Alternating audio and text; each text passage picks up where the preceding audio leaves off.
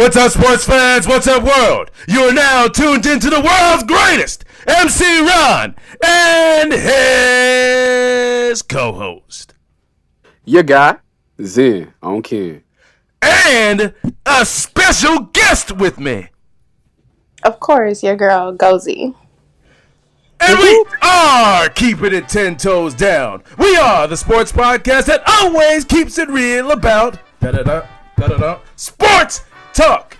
And it is great to have you with us, Gozi. All right, you know, we haven't had a special guest on this show in a while, and this is the first time. You are the first female guest that we have on this podcast. Shout out. Shout out. Been a long time coming. Definitely. It is great. This is great. And, you know, before we really get into, because I know our listeners out there want to listen, hey, what do y'all think about Game 5 last night? Yes, but, first and foremost, we were recording this podcast on June 17th.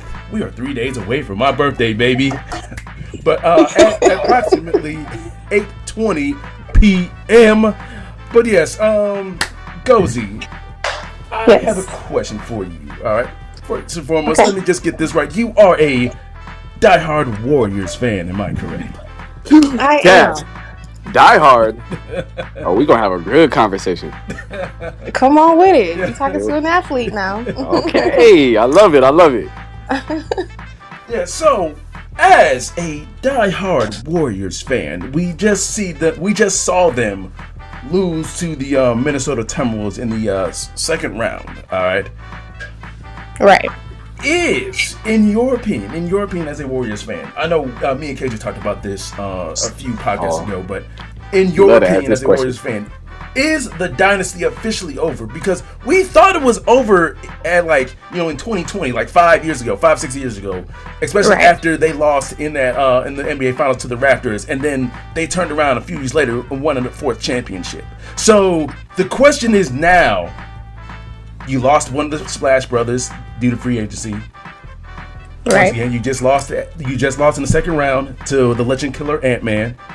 Legend Killer. So is the dynasty over? The dynasty is, of course, over. Is it over for them to maybe have another championship run? Possibly not. They have a team full of vets who are extremely experienced, but they also have a cancer on that team. And it is Draymond Green. Yes, it is. Without him being on that team, that dynasty would be far from over because KD would still be there. Oh, yeah. Really? So Draymond Green is, but the thing is though, I understand Draymond Green can be a head case and all of that, but the thing is, he does bring a lot to the table as far as playmaking, as far as defense. He's the reason why that y'all were able to go play small ball, because beforehand, you know, y'all didn't have, you know, it was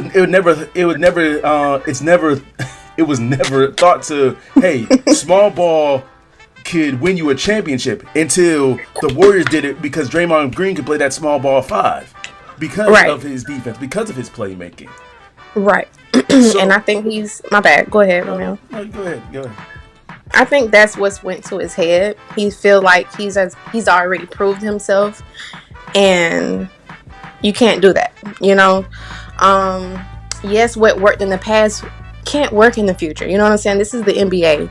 It continues to evolve, and that's his problem. He wants everyone to feel like he's the man, or he has a reason to be there. If they can let go of Clay, they can let go of Draymond. I agree. He doesn't serve such a pivotal role as he used to, but he thinks he does. And that's because Steph hasn't actually stepped in to be the leader that he needs to be and tell him to chill out. Because there's been plenty of times where he has cost them, and he's cost them more than he has rewarded them lately. True, because he is. But see, I think that's kind of why Draymond fits so well with them, is because Steph is you know, you have a few types of leaders. You have the person who's going to lead by example, and then you have the person who's going to lead by like action. Draymond is the action leader, and Steph is like more so the franchise player that you want. Put the face in front of, and he gonna answer all the media questions right, and do this, that, and the third, and get his endorsements. But Draymond, the leader on the court for real. Um, Now he does get them in a lot of trouble.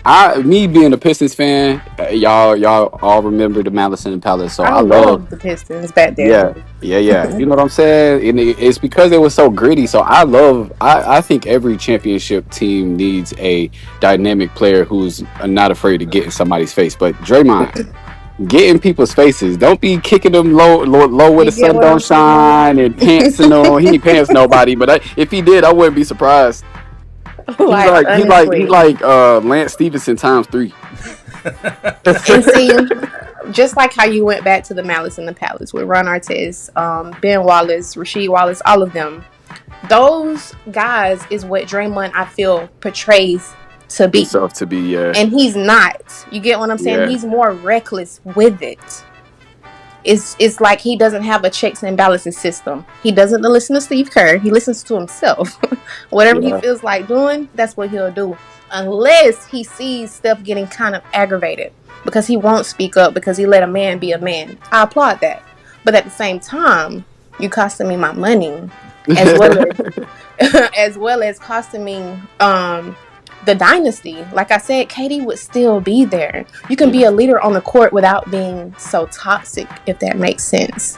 Yeah. He did. Well, I will attest. This is be my last point. I will attest to Draymond. Unfortunately, went to Michigan State, but he grew up in Michigan, so I think he like grew up watching the Pistons and the Bad Boys, both eras. You know what I'm saying? So he probably got that little grit in him. But I will say that I don't know if y'all heard me in the last podcast, but I will reiterate. Yeah, Draymond a hothead and KD is me first, to a sense. But if we keep it in the buck, Shea Gilgeous-Alexander is the one who broke that up because he did poke the ball out in that playoff game against the Warriors, and then that ignited the I'm talking about when Shea was with the Clippers. with the Clippers, Mhm. yeah. I was just about to say with the Clippers.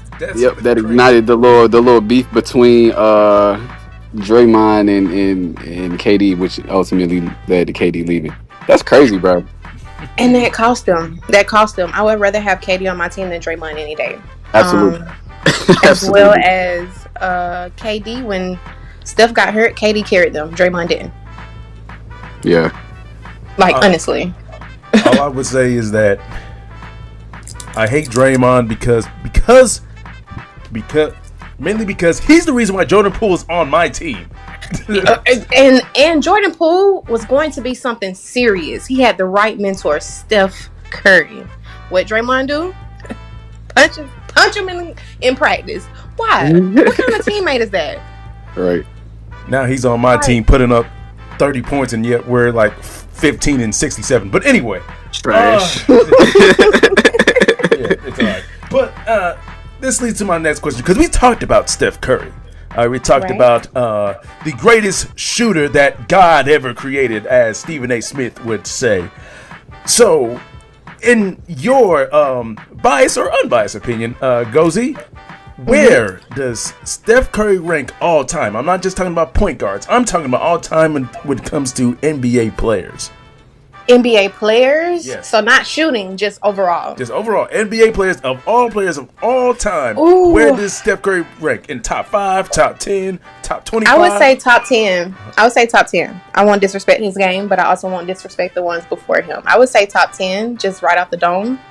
If you gave me some time to think about it, it would probably still be top 10 because I love Steph's pieces. But for those that don't know, I'm a diehard Allen Iverson fan. I will never put anyone over him. I'm sorry. So I can be a little biased about that, but I'm unbiased because I give credit where credit's due, and he's proven with his rap sheet who he is. So he's definitely top 10. Well, KJ, same question to you.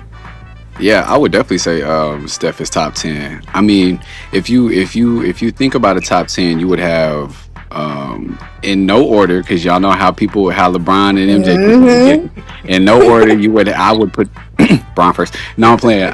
In no order, you have Oh. Bron, MJ, Kobe, Kareem, Shaq, Bird, Magic. Then it's like, okay, who we gonna put in? You know what I'm saying? Mhm. I think for eight and nine, you gotta go. If you're gonna put Tim Duncan in there, Tim Duncan might have to be 9, 8. I mean, he might have to be 10, and Steph might have to be 9. I mean, if there is no order, that's fine. Because Mr. Fundamental, I think, belongs in top 10 too. Yeah, and it for me, it was like I did rank them 1 through 10 in my on my notes, but it's hard for me to pick like between Steph or Timmy.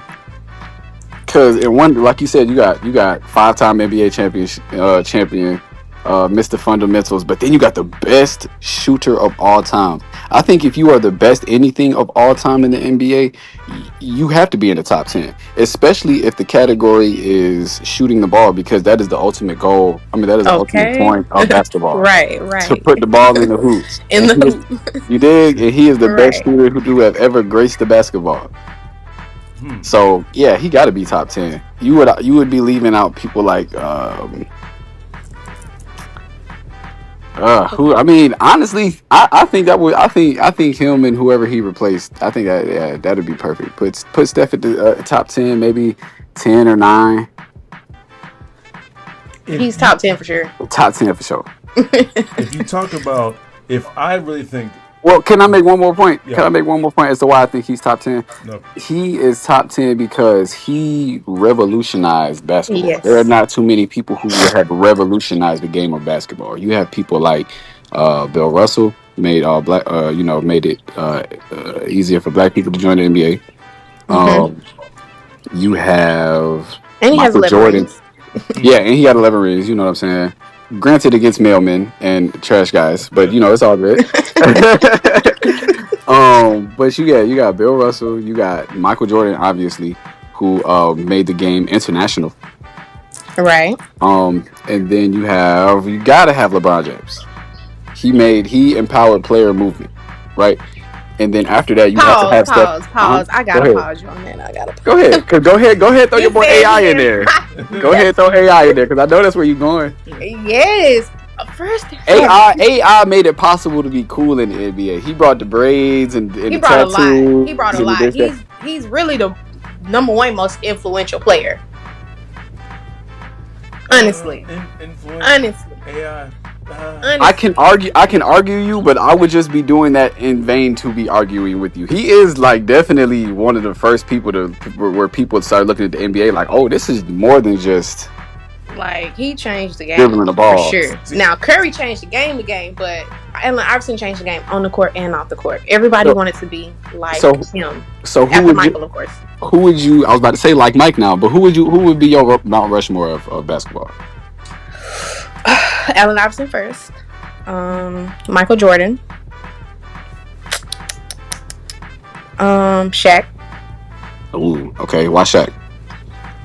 Most dominant big man for me. Let me see. Allen Iverson, Kobe, Shaq, and I would Jordan. and Jordan. And I need one more, right? Nah, you got 4. He said Okay, yeah, that's she already it. said Jordan. She already said AI, then Shaq. AI, Jordan, Shaq, and Kobe. Yeah. Oh, Kobe. And I really want to put LeBron up there because of what he embodies as a black man. Just not what's on the court, just A black family, businessman black wife. in the NBA. Yes, Yeah. He's like the yes, Jay-Z of basketball team. Don't disrespect him. Jay-Z ain't nothing. I'm saying, but Jay-Z was like the first like businessman for real in Okay, the you're rap talking game like for real. that Like way. mogul type of, I Yes. do more than just on court things. Right. And a black family, black love, black kids, no cheating allegations, knows how to be a classy man. We still don't and know off nothing the about court. his family though. I ain't never seen this man daddy, his brother, his uncle, his Oh, yeah. Well, cousin. because his mom was single. He was a single Yeah. mom. And so For it sure. was too late because he went straight out of high school. At that Yeah. point, you I know can't his come daddy's back. sick. I know his daddy's sick. Sick. My son is LeBron James. He don't know me. Yeah, no. Like, that's crazy. So here's my thing. Going back to Steph, where would I rank him all time? Personally, if you're talking about my time as a basketball fan, and that goes from 2001 onward, because that's when I really started paying attention and actually You invented becoming basketball, didn't you, fan. Huh? I said you old enough to invent basketball, ain't you? Man, kiss my ass. But no. So when I think about Steph Curry and talking about great players that during my lifetime as a basketball fan, he's definitely at the very worst, probably the third best basketball player during my lifetime as a basketball fan. And once again, that's under Kobe and LeBron. Right. All right. So, and I know people are going to mention, what about Tim Duncan? Once again, this is my list, not anybody else's. I would rather have that shooting, bro. I would rather have the shooting of Steph Curry than Tim Duncan. Exactly. It's exactly my point, and I was more of a fan of Steph's game than Tim Duncan's. All right, that's just it. So just off that alone, and Kobe and LeBron, in my opinion, are top 5 players all time at the very worst. So if Steph Curry is just right under them, I don't think he's that far away from them. He's got to be, for me, in top 10. He has to be. If I'm going to revere LeBron James and Kobe Bryant that way, they've got to Steph Curry's got to definitely be in the top 10. Now, if you don't have him in the top 10, unless you have him at 11 or 12, I understand that. But if you have him outside the top 15 players of all time, I'm sorry, that's just you wilding. If he's not top 10, they cannot. They don't like basketball. Yeah, you don't know basketball, you don't watch basketball, you don't like basketball, or you don't like him because he's proven himself. And he must have did your team real dirty in the playoffs one time. And he was just like, bump Steph Curry. Yeah. Okay, so let me ask you one more question. So if Steph Curry won another championship, because I do think the team that they have with him and Jimmy Butler and Draymond is pretty solid for a big three. But if they were to win one more championship, what would that make Steph Curry? Would that? I mean, obviously he's top 10, but would that make him higher in the top 10, or would that not really affect his overall legacy? You put him above LeBron. You're out of your mind. You would have to. Though. That's because you think LeBron's the GOAT. Why? You would have to. Why? Because they got the same amount of rings. I mean, because he would have one more ring than Bron? No, because of their finals records. Oh, now we getting nitty gritty. Let's get it. But I'm just being honest though. Yeah, talk it. What is LeBron in the finals? 4 and 6. 4 and 6. What is Steph in the finals? Better than that. Yeah. No. Right. I think it's like 4 and 2. 4 and 2. 4 and 2. Yeah. If he doesn't go above LeBron, he would be right there with LeBron because the only L's he's taken in the finals has been from LeBron. Yeah, and all of the dubs he's gotten was against LeBron. Against the whole league, baby. Okay. Cause see, man, they was basically going back and forth for like 5-6 years in a row, man. Like, they were. But I think I will say this, and this would be a point that I would use against Bron versus Jordan. Like, Bron has always, because he may have had the best running mate, but the rest of them teams have always been way worse than his competition. And I say that because especially the first championship where they should have won, but Kyrie and Love wasn't there. They got hurt the series before, so it's okay because Kyrie came back and won it for him. Nah, he did. Bron came back and sealed the deal. No. But then you got. So everybody gives LeBron's bubble championship an asterisk. That don't count. That don't count. Okay, I'm not counting. So that means I don't count. It does count, but we on the same page, KJ. That bubble championship from LeBron It counts. And also that was an exhibition league. So, that was not real NBA. Yes, it was. They all said it was the hardest. Hold on, I'm about to be done with my point because they all said it was the hardest time to play in basketball. Also, if we are going to give an asterisk on the bubble championship, we need to give an asterisk on the KD team. Because not only did you during the 79 win Warriors team, but you come on, bro, you joined a 73 Warriors team, and you one of the best players in the league, whom just beat you. I'm gonna give that an asterisk. Because of course y'all should win. That would be like if Shaq and Kobe back in the day got like T-Mac. That's not the same. That's nowhere near. What you mean that's not the same, bro? You got the Splash Brothers and KD. Exactly. Okay, look at it this way. LeBron has Luka. How far did they get? Not even past the first round. 42.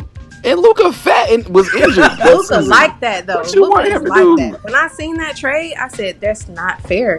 It's not fair to the league. So once they mesh, you'll see what I'm talking about. Oh yeah, it's gonna be over with. It's gonna be over with. The only reason why they didn't mesh last year is again Luka was injured and fat, and LeBron literally carrying the whole team. So next year, yeah, go. We gonna see LeBron. We might see LeBron in the championship one more time. I doubt. Well, I mean, if him and Luka connect, they need a big man. If they don't get a big man, okay, we gonna put a question mark. But if they get a big man, bro, hey, it's up. First of all, it might be stuck. There's a lot of things. Good luck trying to get it down. There's a lot of things to unpack. First things first. The reason why the Lakers lost to the Timberwolves, it was not because of Luka nor LeBron. It was because of the lack of defense. Because of that trade, because of that Luka trade, they did not have any defense. They didn't have a big man, as you said, KJ, to really defend. All right. So that was. Yeah, you got I picked the Rudy Gobert dropping 30. Yeah, I picked right. That's crazy. I picked the Minnesota Timberwolves to win that series. So I'm not going to count that against LeBron. Second, you said that the bubble championship for LeBron does not count, Gozi. Here's my question. If LeBron would have lost that bubble championship, would you have counted it? They would have been like, Jimmy Butler got a ring against LeBron. I would have counted it no matter who won. I wouldn't have counted that because with a crowd, everything changes. Everything changed that year. Like, barely anyone was watching it. It wasn't the same. You got people getting sick. Half of the team's not there. I don't even think they really wanted to play. That's why the Lakers won. Like, but in the playoffs, half of the team's not there anyway. So the teams that were supposed to be there was there, and everybody was on a even playing field. I think the crowd makes a huge difference. That's all. It does, and that's why they said it was the hardest. It was the hardest to play because they didn't have that crowd. They weren't used to. Basically playing. I guess you said what you said. Exhibition match. Right. But I respect you for that answer because a lot of people actually still would have counted it against them, and that's when I'm like, hey, that you have to count it for him. Back to Steph Curry. If he wins another championship, and he wins Finals MVP, you have to. Steph Curry is definitely top 5 all time. You have because of the fact that he, once again, shooter extraordinaire, changing the game. He's the reason why so many people now want to. I say that in analytics, want to shoot so many threes now. People want to now shoot deep threes. Now you have Caitlin Clark doing the same thing that Steph was doing in 2016, and now people think that Caitlin Clark invented the logo 3. No, she did not. But anyway, she didn't. But I am a fan of her. I said she didn't, but I am a fan of her. Yes, exactly. But Steph Curry. All respect to him.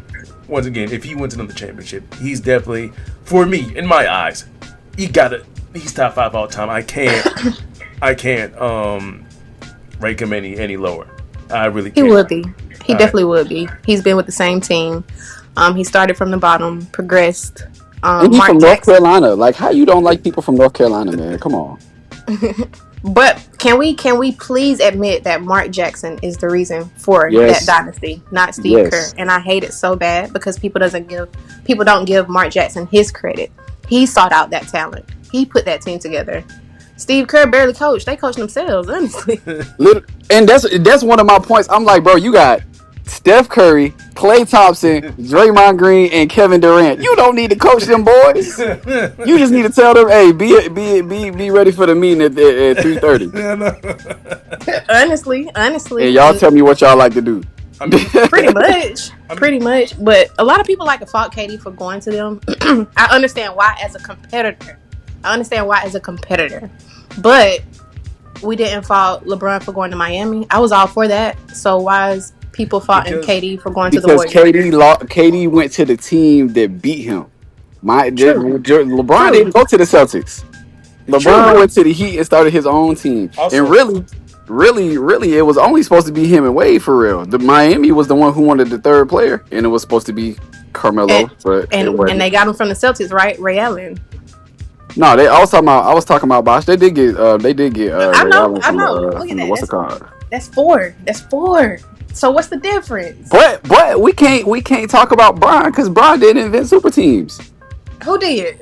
They been had super teams. I was about to say now. They been had super teams. I wanted you technically to the Boston Boston. I was thinking about Boston or the Bulls, but yeah, definitely Boston. Definitely Boston. But they weren't all in their prime though, so I really can't say that.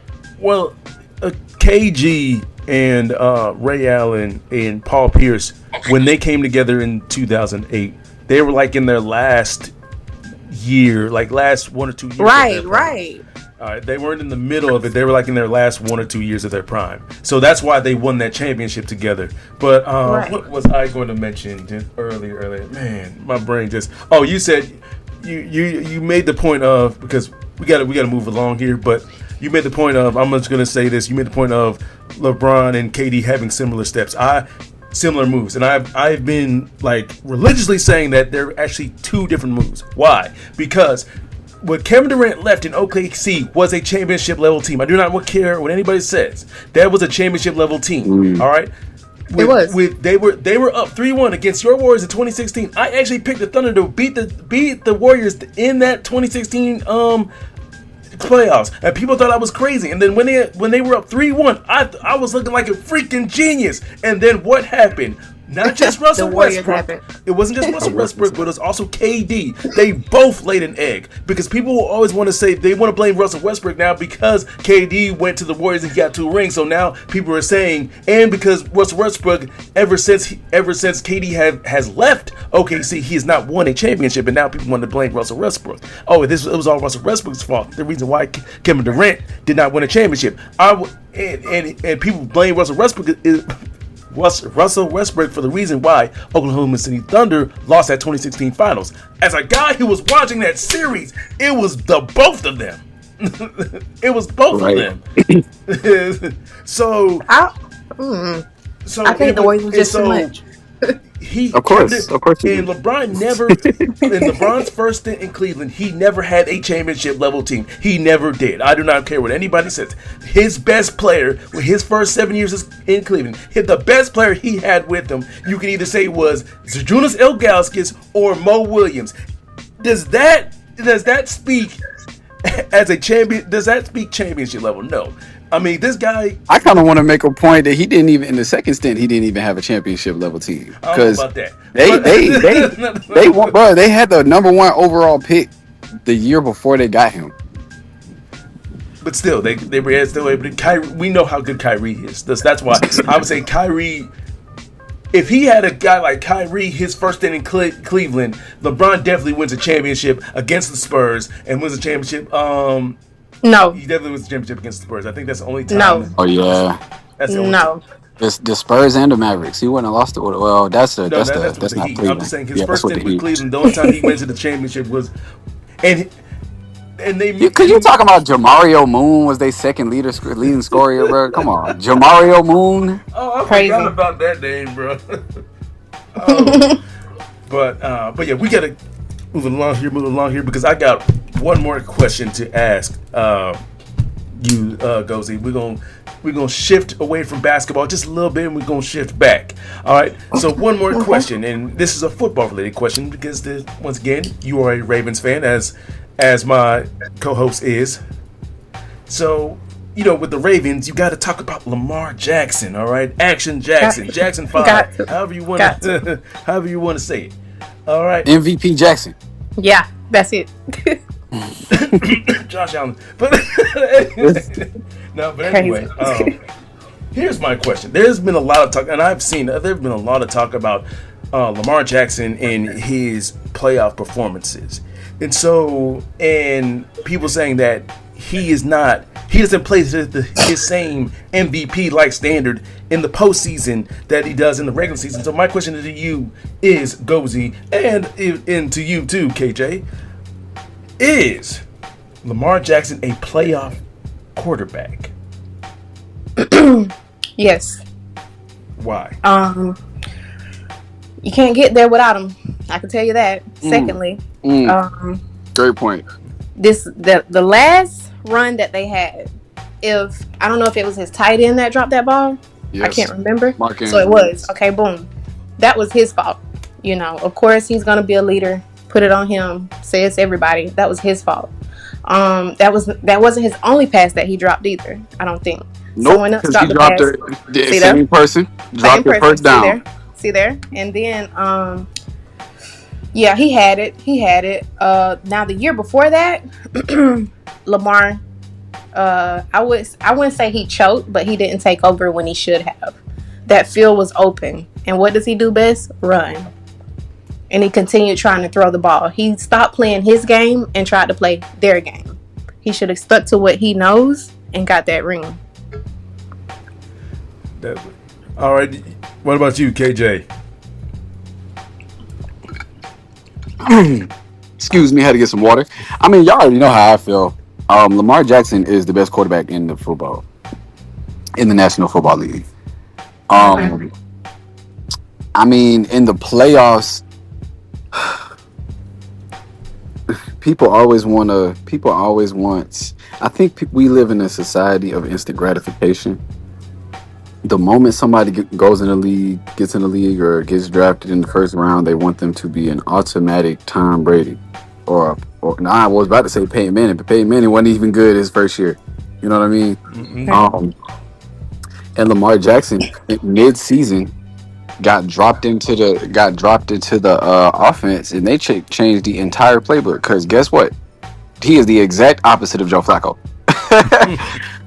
Joe Flacco ain't got a lick of leg. But every year this man improves. Now, with improvement, obviously comes struggle. So yeah, he struggled a couple times in the playoffs. But I would like to detest to his offense and how many coordinators he done had. Greg Roman was not it. I think he got hurt twice under Greg Roman. Actually, we didn't have running backs. We didn't have wide receivers. Wide receiver to a lot of people is still questionable to this day. But hey, don't my man Bateman though. Yeah, wide receiver number one to you. I mean, hey, I like our receivers. We got Bateman, we got Flowers, we still got Mark, we got Likely, we got who's my boy? Hopkins. I think he's going to be good with us. We have Hopkins? Yes, we did.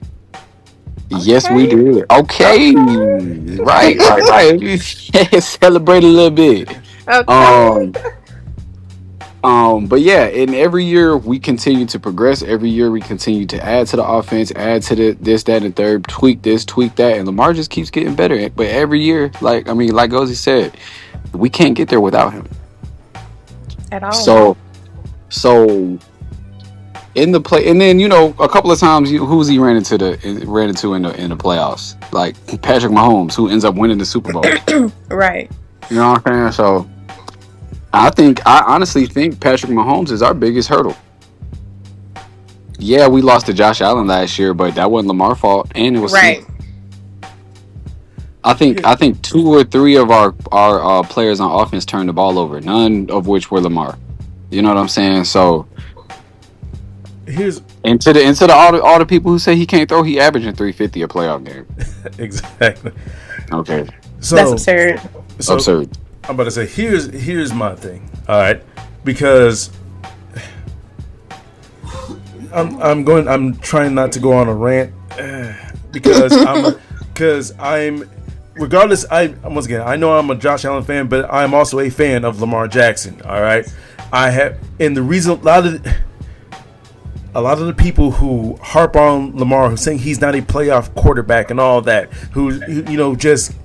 it's because they can't find anything to really get on him about. Because once again, it all goes back to the 2018 draft, when a lot of people thought that Lamar Jackson was either going to be a wide receiver or a running back. A lot of people kept on saying that, he's going to be a running back, and he's going to be a wide receiver. And then the Ravens chose him, and then decided to start him as a quarterback. And then yes, in his first couple years, was he really a phenomenal passer? No, he was not. All right, but they first ran him to get him acclimated to the NFL so he can sit there, he can learn. But each and every year he's gotten better and better and better as a passer until this year. This man had 43 touchdown passes, only 4 interceptions, and I think almost a 70% completion percentage. And one of them interceptions was not his fault. Huh?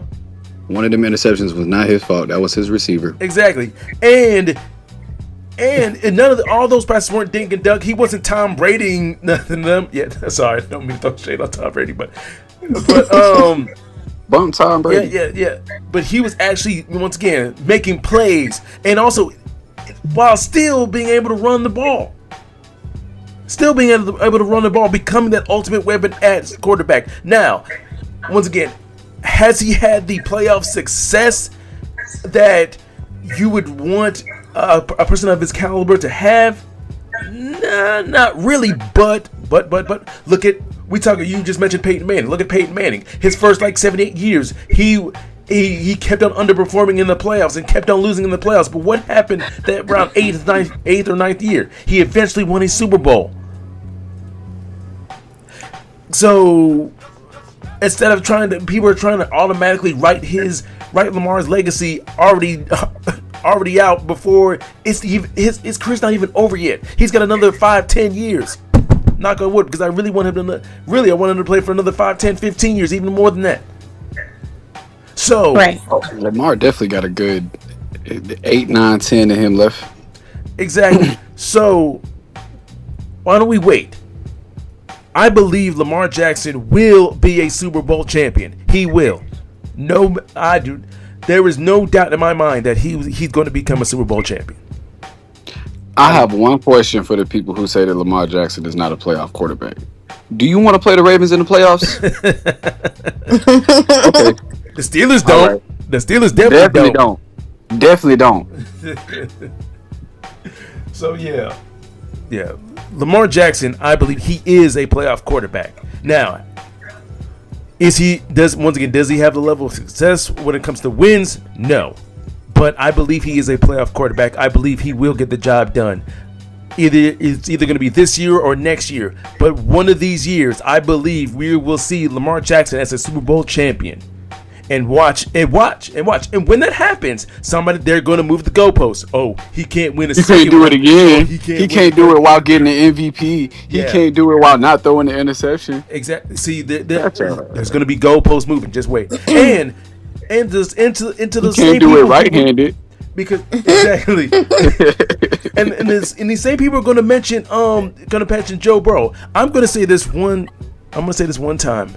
And a lot of you Joe Burrow fans are going to get mad once again. But first, I'm going to say Joe Burrow, elite quarterback. He had one of the greatest quarterback seasons of all time. His defense sucked. But when it comes to him being a playoff performer, he's actually overrated. He's a tad bit overrated because people think Joe Burrow is just this unstoppable, beast in the playoffs, that this man throws for 350 yards, 4 touchdowns, and all that. No, go back and look at every single one of his playoff games. Every single one of his playoff games. Actually, even look at that.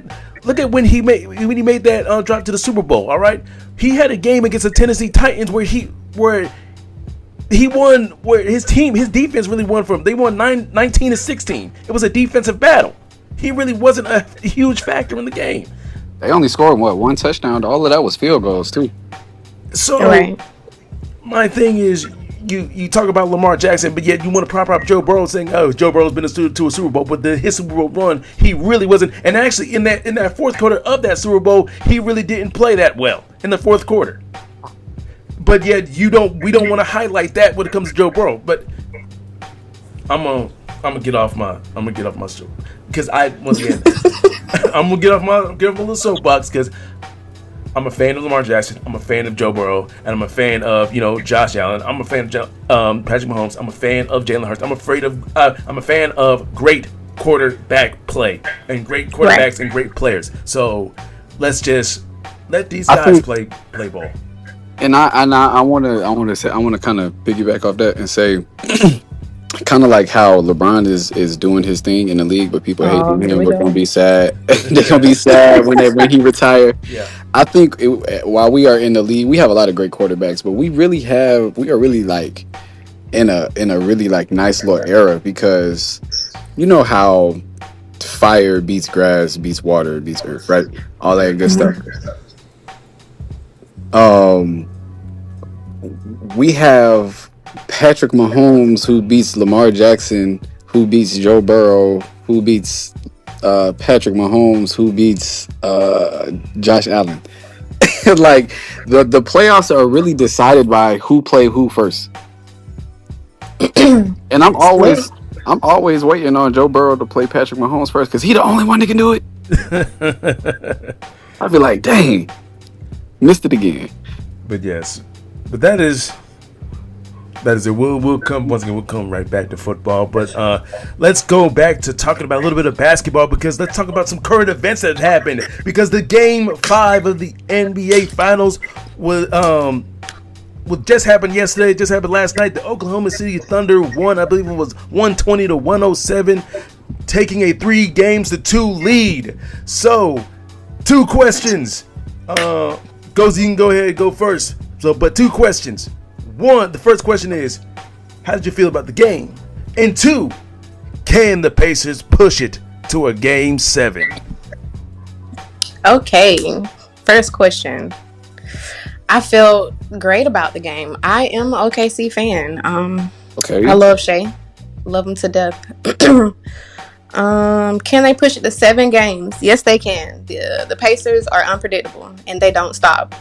And I like that about them. I don't want a boring finals. Push it to 7 games if you would like. I mean, any competitor would, but I'm all for OKC and they will win.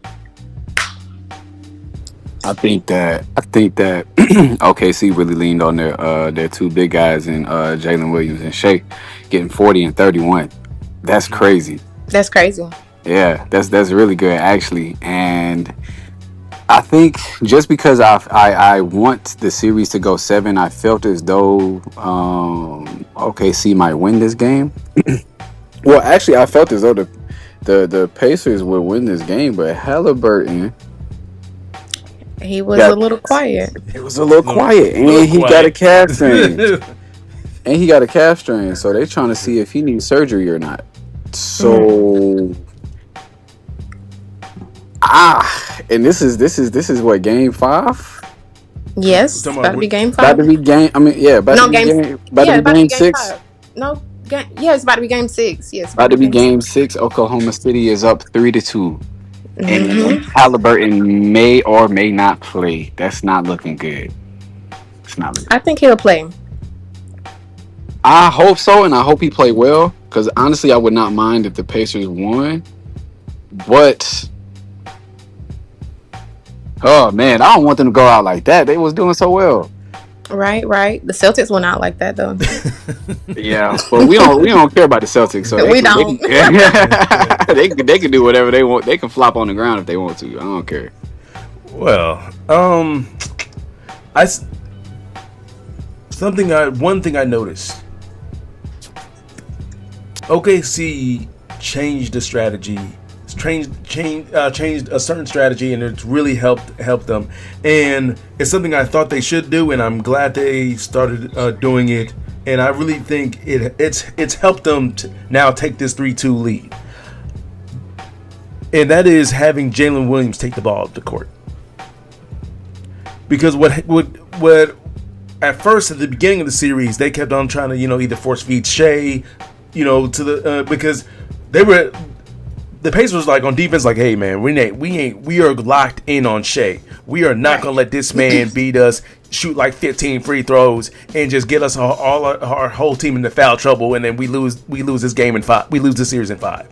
So that's what they did, and it helped that in the first couple of games that Jalen Williams wasn't playing like his all NBA self. But what's happened these last 2 games is that Jalen Williams has woken up, and they have once again, and Oklahoma City Thunder they've now brought the ball up with Jalen Williams now. So now when they full court and face guard and double Shea, in the front court, guess what? They just here you go, Jalen Williams, take the ball up the court. And now he's being ultra aggressive. Now he's driving to the basket or making some type of plays, or getting fouled or getting. I think when that happened, that is what truly turned this series around. So I'm not saying Jalen Williams is going to win Finals MVP, but if I think Jalen Williams was always the most important player in this series, as far as when it came to OKC. Because you kind of knew what you were going to get with everybody else on OKC. Understood to an extent, but Jalen Williams has always been Jalen Williams. So if they slip on him, that's kind of their fault. But I was just saying, like, if he definitely my fault because I was sleeping on Jalen Williams. Man, how you gonna sleep on Jalen Williams? He's had a solid game. A solid game. These are the 2 teams. These are the least 2 watched teams for me in the regular season. Really? I was not watching these teams. I knew. So you knew. I've always known Shea was amazing. And Halliburton, I knew he was pretty cool, but inconsistent though. But so I was just not watching him. But now I'm watching him in the finals. I'm like, dang, boy, it's kind of good. Mm-hmm. And they all love playing together. Both teams love playing together, and that's what I truly love to see. No one cares who gets the most. No one cares about anything other than winning. Right. So, but is it going to now? Do I believe this is going to go 7? I hope it does. But what you said, no. KJ, is really it's really scary because Tyrese is hurt. But I'm hoping that even if so, let me just say if Tyrese Halliburton is hurt, he can't play Game 6. I'm hoping that Numhard, who else? Miles Turner, Obi. They won't have enough. They don't got enough. They need Halliburton off the bench himself. TJ McConnell. Also, and that's another thing. I think he should. Who's the Pacers coach? Rick Carlisle. I feel like he should have played TJ McConnell a little bit more because he was really the one making things happen. When he was because Halliburton was just having an off game. He was the one really pushing the pace, scoring so. When he sat him down, I'm like, yeah, this about OKC is about to OKC just plainly said, thank you, we're finna wrap this game up, and they did. So I'm hoping that Game 6, even if Tyrese Halliburton cannot play, that all the other players, once again, like I said, Nembhard, Naismith, T.J. McConnell, Obi Toppin, Miles Turner, everybody, Shepard. Everybody, y'all come together, do a whole Golden State Warriors strength in numbers, and just at least take it to 7, man. Because I am not ready for this basketball season to end just yet. Because once again, these finals, some of the best basketball that's being played right now, and I don't want it to end. I want it to last all 7 games. But if you ask me realistically, I think this series is about to wrap up in 6. It is. If Halliburton doesn't play, it is a wrap because those 2 games that they won was because of Halliburton, and they shouldn't have won those. But yeah, shouts out to the Oklahoma City Thunder, and especially shouts out to Jalen Williams, 3rd team All NBA people. Don't y'all forget that. Don't y'all forget that. Also, but that ain't the only thing that's happened in the basketball world. All right, we understand the finals is the biggest thing, but something else happened. A trade happened. Yes, the offseason already started, and the offseason ain't even here yet, but the offseason already started. The Memphis Grizzlies have traded Desmond Bane to the Magic for what was it again, KJ? Caldwell Pope, and it was a few I think Caldwell Pope got traded. Yeah, it was Caldwell Pope, Cole Anthony, and 4 first rounders. First of all, shout out to UNC, baby. Cole Anthony, baby. Yes, sir. Yes, sir. Now you get some playing time, baby. Yeah, exactly. So, my question for y'all is, how do y'all feel about this trade? Bruh. Go ahead. Grizzlies lost. Grizzlies lost that trade, right? Big time. Big time. Y'all gotta explain that to me. I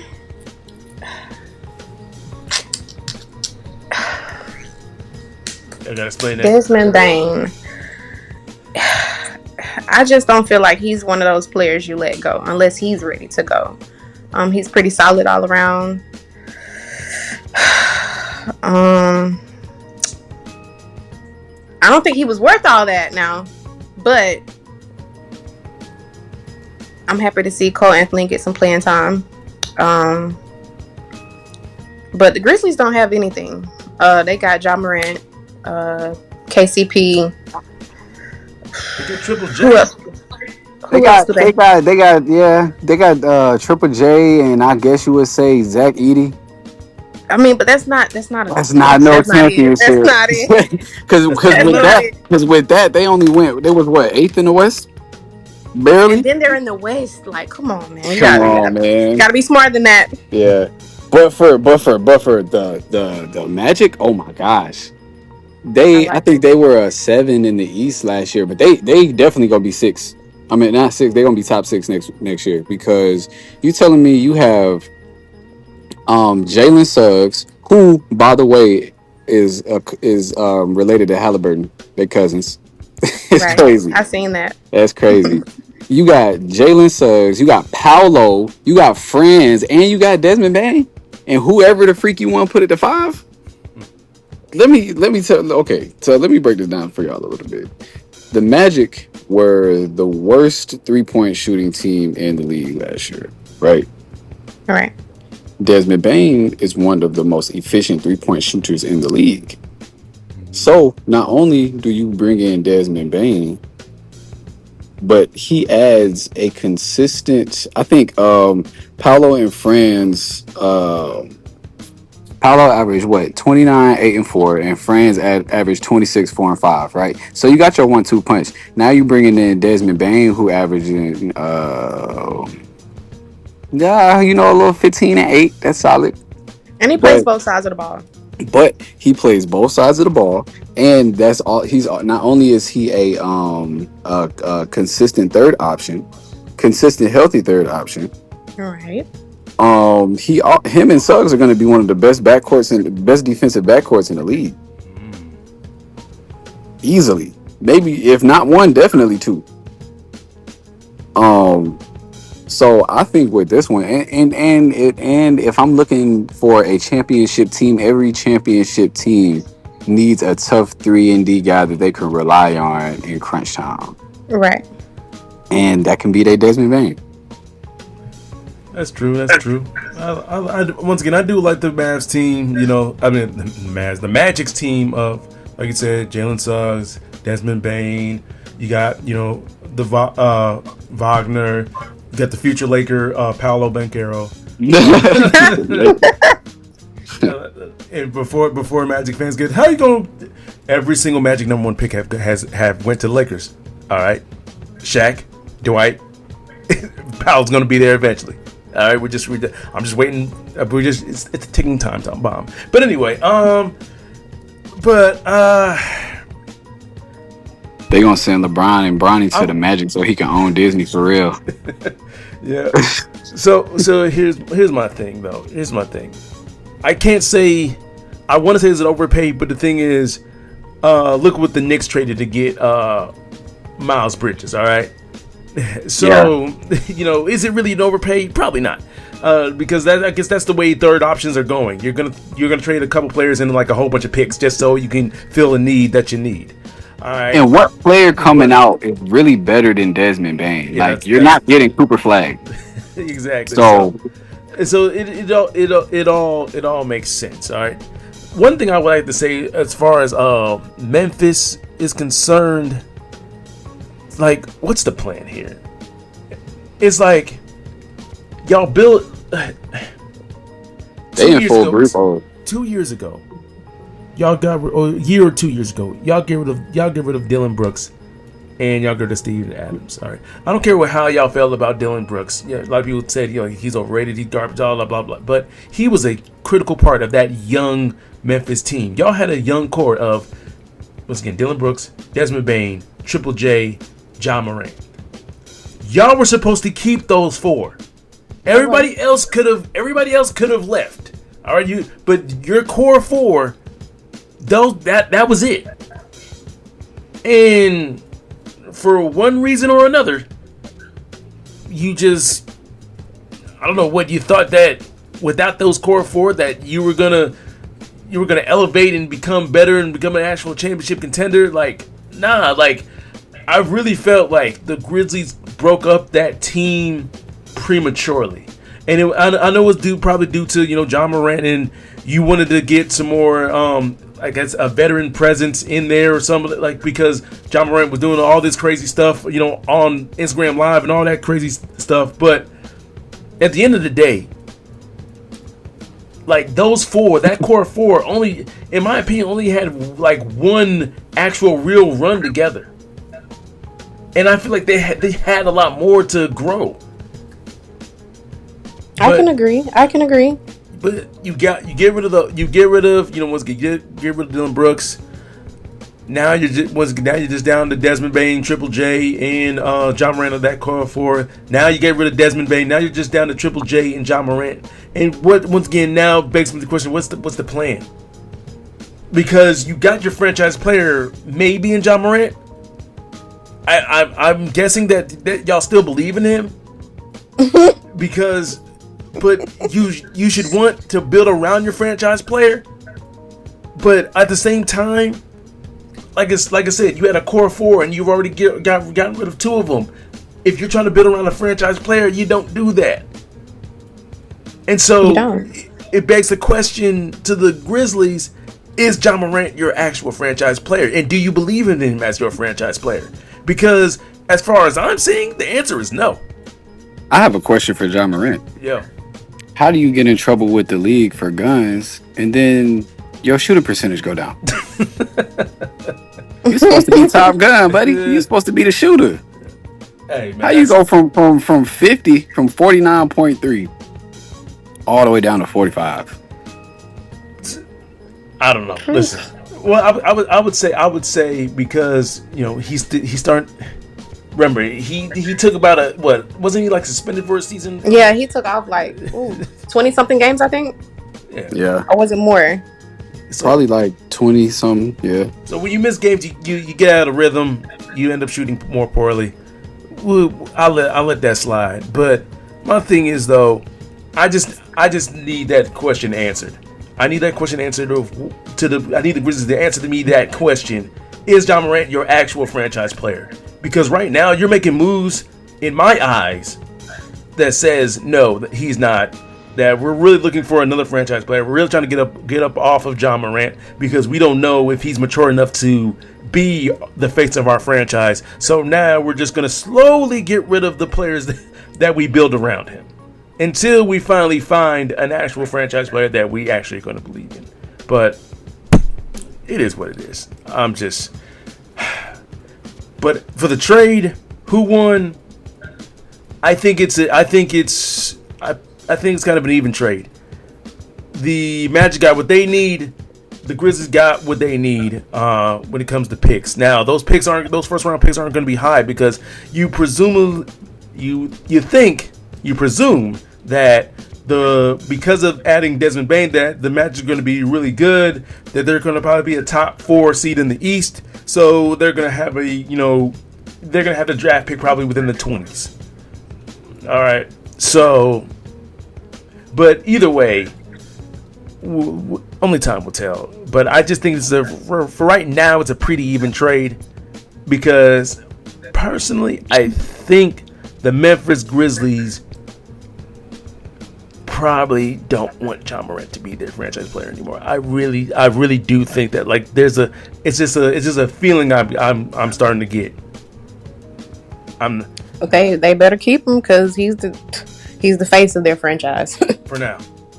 For now. And that's the reason they're getting ticket sales too. Ain't nobody trying to watch the Grizzlies without John Morant playing, honestly. Not. Exactly.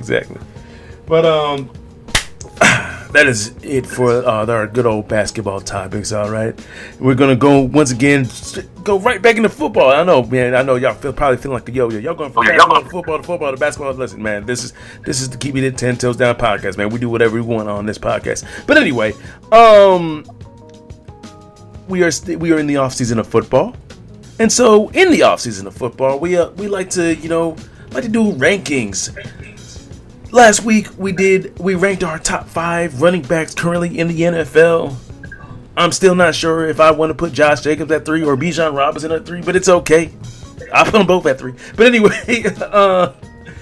we're gonna now move on to the wide receivers. All right, the guys who catch touchdown passes and sometimes drop them. Sometimes drop them. And so, Gozi, I'm gonna let you go first. Who are your top 5 wide receivers in the NFL? You might not like my answer. It's okay. But I don't like KJ's answers of Lamar Jackson being the best quarterback in the league when there's clearly a Josh Allen. No, just joking. I can't think of his name, but he plays with. Who does he play with? He has the braces in his mouth. I don't know why I can't think of his name. Jamar Chase is number 2 for me. But the one I'm thinking about now is number 1. Oh, Justin Jefferson? Yes. All right. Justin Jefferson is first. Then Jamar Chase. And that's it to me. What about the other 3? I don't think no one... Of course, I love my Ravens. We definitely don't have a top 10. We don't. You get what I'm saying? So it's like... we might have a top 15, 20. Might. Shy Bateman, baby. Wide receiver 1. I'm sorry. You gotta give Flowers some love. You gotta give Flowers his flowers, man. Right, I do. I'm just saying. Debo has kind of... KJ, you know this has been a joke for like a full year now. Yeah, Justin Jefferson, Jamar Chase. Debo has let me down this past season, so I can't say him. Didn't he get traded? Not to get off subject. Sure did. Get traded to my Commanders, baby. Let's go. Wide receiver 2. I like CeeDee Lamb.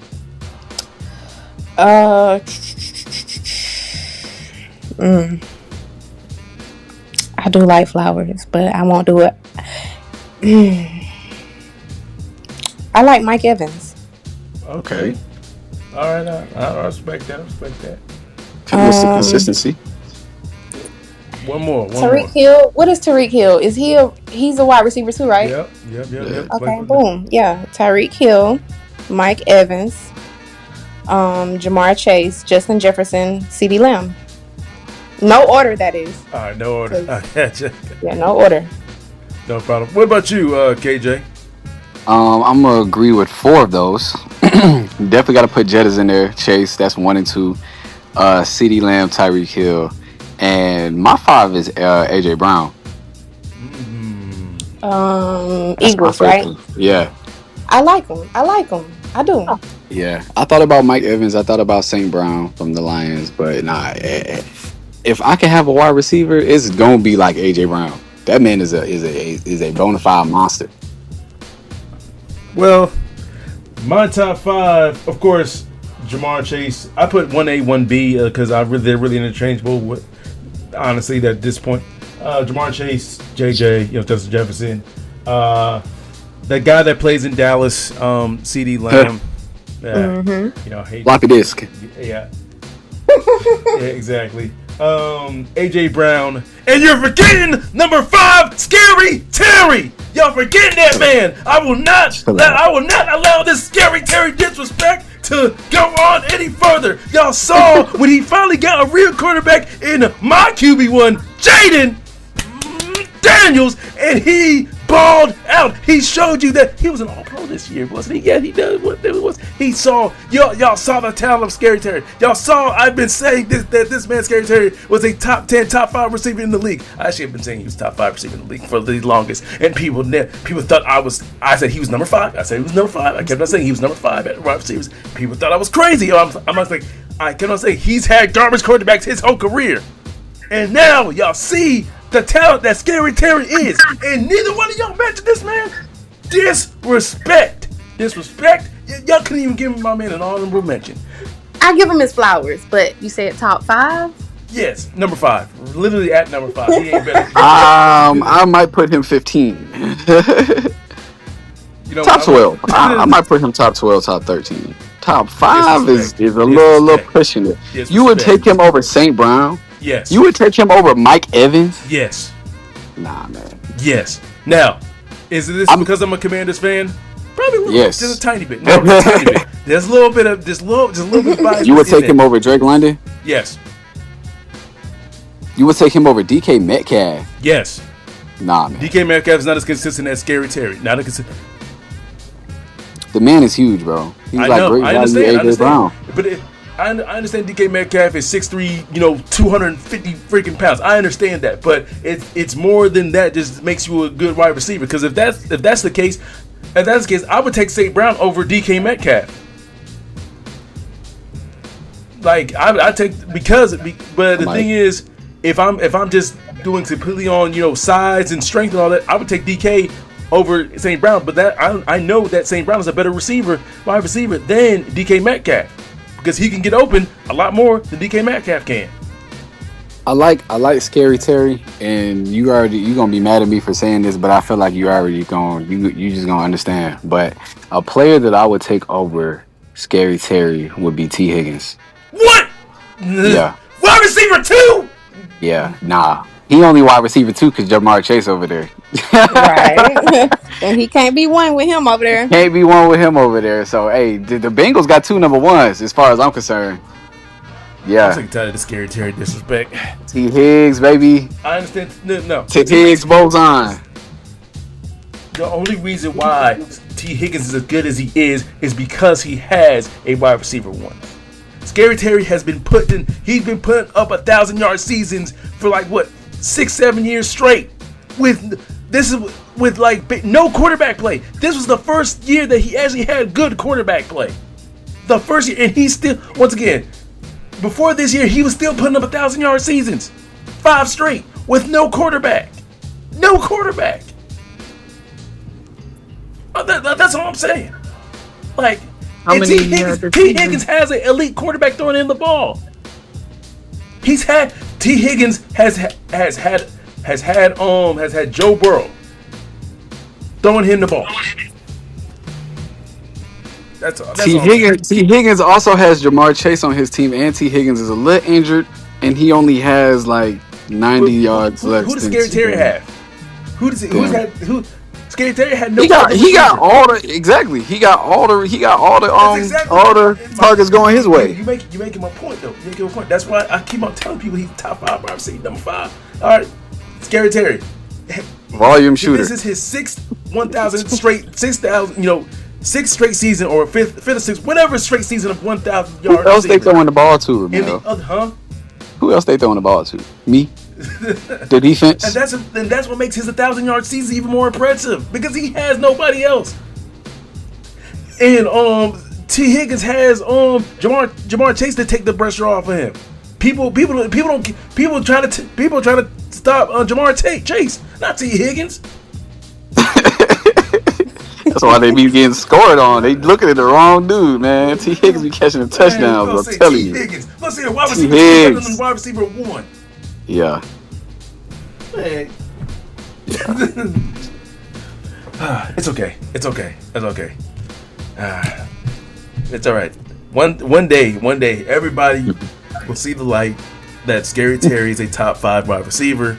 Even though, I can He see stole his nickname from a basketball player, man. Come on. he had the name first. No, he didn't. He had the name first. Terry Rozier had it first. If you know ball, you know what I'm talking about. No, he did not. The real Scary Terry. Hey, it's okay. It's all right. It's all right. Let's go ahead and wrap this podcast up like we always do with our last second shout-outs, man. Fake MVP. Continue. Yeah, let's go ahead and get to the last second shout-outs. All right. Gozi, who in the sports world do you have to shout out?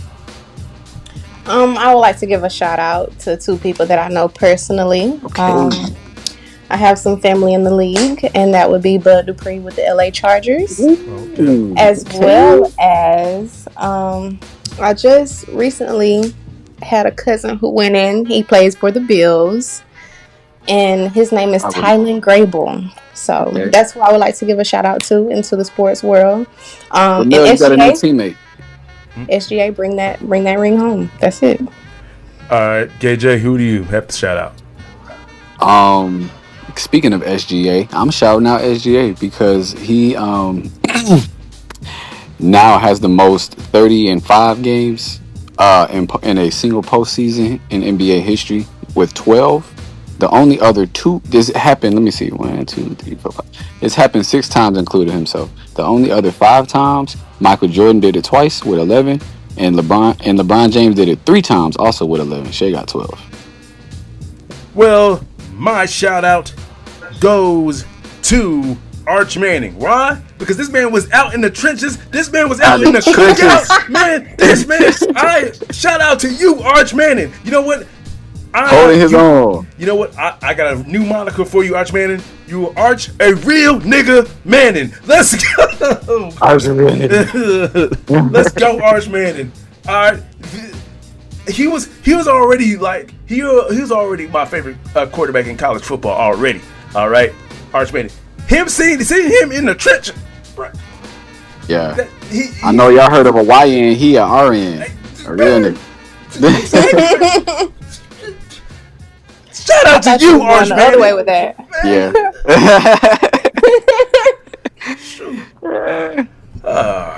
But that's all the time we have, folks.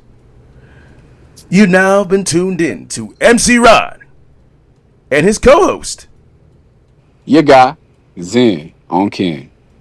And his other special guest, Your girl, Gozi. And we are keeping it 10 toes down. Ladies and gentlemen, if you want to be on the podcast and talk your sports stuff with the best in the business, that is me and my co-host KJ. All you have to do is one of 2 things. Either send an email to keepingit10toesdown@gmail.com. That is keepingit10toesdown@gmail.com. Or send us a direct message on Instagram. That is at keepingit10toes. That is at keepingit10toes. Yes, I know I messed up a little bit there, but I've recovered just like. But Gozi, it's been great to have you on the show. I am happy that you were able to join us, being the first, once again, female that we have here on the show. Hopefully, here on the podcast. Hopefully, we can have you again. It's no problem with me. No problem with me. But Looking forward to it. Definitely. But you all have a great day, a great night, and enjoy Game 6 of the NBA Finals. And Scary Terry's a top 5 receiver. All right, peace out.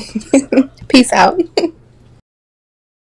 The sun is under my feet and I come in peace to compete. I don't run if you athlete. My statistics go up in weeks and I go visit the nearest street and I get busy. Yo, mini MC, really ballistic. Anybody can see any assistance. Everybody to see some persistence. Breaking out some B, really too vicious. The permanent beast and the demolition. Breaking up the street, better partition. Better dot your T. Hannibal mention. Out of all you see, putting my dick in the rap industry. Everybody bitching, getting mad at me. Breaking out Kendrick in a battery. And I'm charged up in a catastrophe. It's charged up in audacity. Y'all fucks never gonna hassle me.